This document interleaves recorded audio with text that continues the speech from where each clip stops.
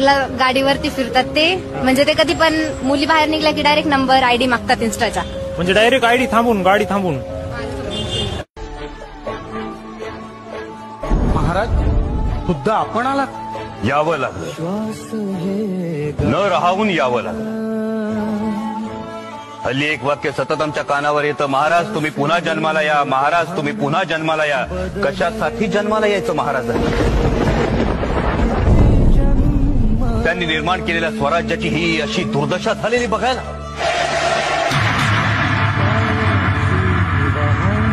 यवनांच्या अत्याचारातून रयतेला माता भगिनींना मुक्त करण्यासाठी महाराजांनी जन्म घेतला. त्यांनी स्वराज्य उभं केलं, एवढंच नव्हे त्याचं सुराज्य करून दाखवलं. माता भगिनींचा सन्मान केला जातो, त्यांना सुरक्षित वाटतं ते सुराज्य. तुम्ही तरुण स्त्रियांचा हा असा अवमान करता. महाराजांनी आयुष्यभर एक शिकवण दिली,